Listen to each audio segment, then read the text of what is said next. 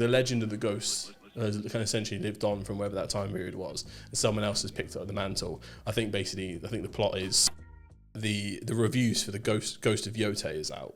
Okay. So it doesn't come out officially for us to play until the 2nd of October, but this is the successor to the Ghost of Tsushima, like the top samurai game that came out for a while. Yeah. It's getting solid reviews. Looks a lot more like in-depth story driven this time, and I'm fucking buzzing to play it. What was the reviews of the last game? Because I never played like it. 10 out of 10 masterpiece. It looked visually literally insane. Everyone's essentially going as the greatest game, like one of the greatest games of all time. I think the art direction of it was just incredible. Like, you know, in the usual game where you've got like a fucking way marker on your map and you have to just follow that to wherever you think, it would do this really cool thing where on your D-pad, if you swiped up, the direction of the wind is where you had to go.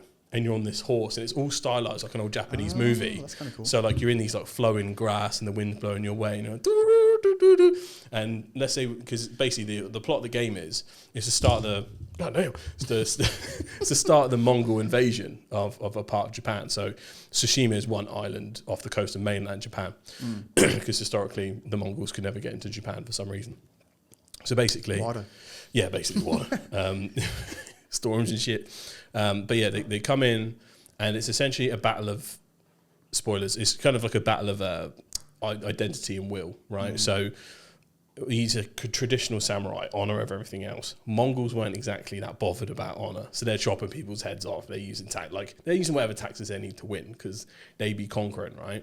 And it's about the main character, Jin, who's essentially struggling with the samurai identity of playing fair and always being up front, and then realising that he has to do some underhanded shit because otherwise they're just going to lose the whole island.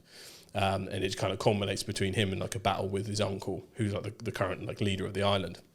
And they essentially have to face off at the end of the game to the samurai versus who he has become, which is the Ghost of Tsushima, because apparently he died on that battlefield.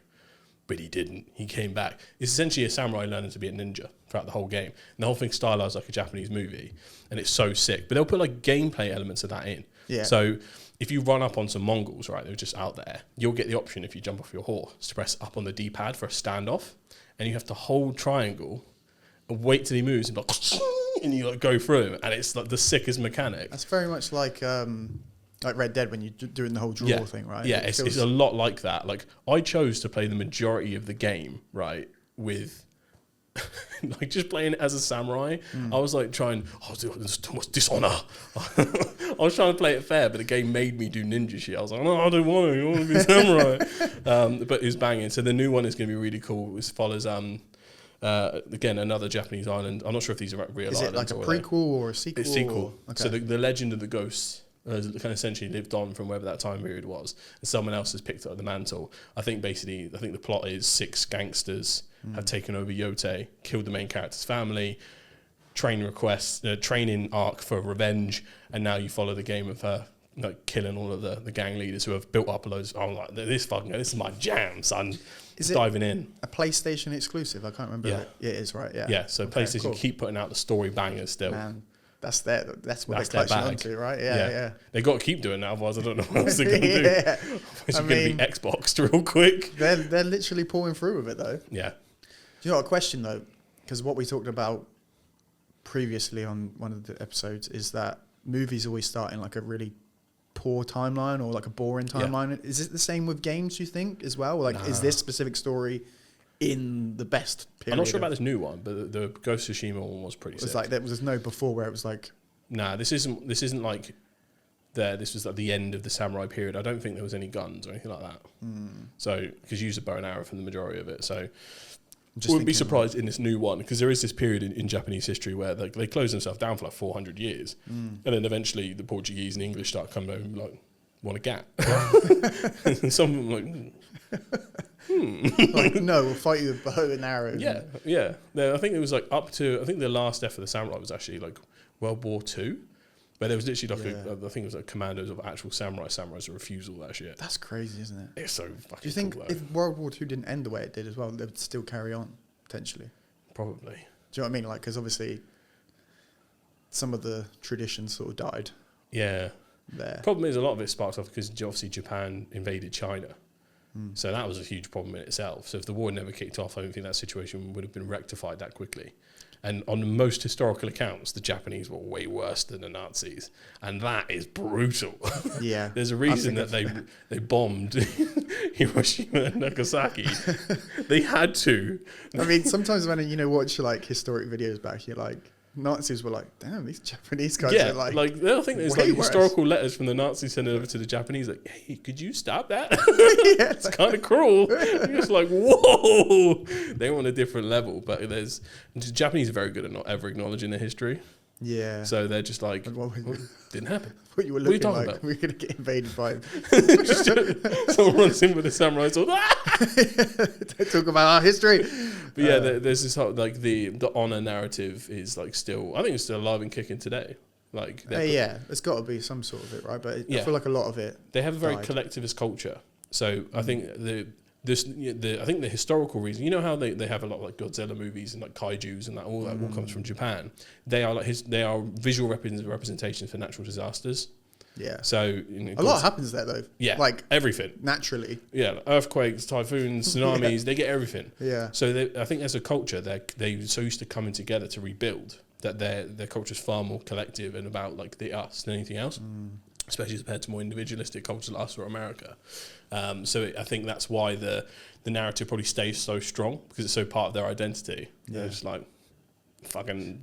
That one guy as well, like one Japanese soldier, right, that was like lost in the woods, continued to fight until like 1980 or something, like didn't know that the war was over. Yeah. Because I feel like that's more of, their mentality, I guess, and the way that they were brought up. I think there was someone that happened in Vietnam, as well.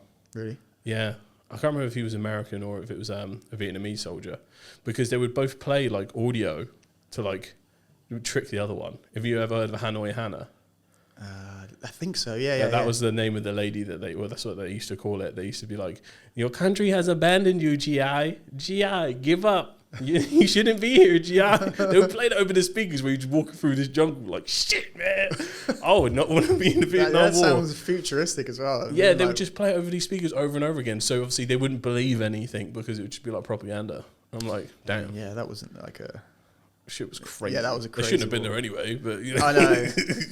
Anyway, welcome back to the History Channel. Oh, yeah. Welcome back to the rest is history. So this new game... The Ghost of... Yotei. And the first one was called The Ghost of Tsushima.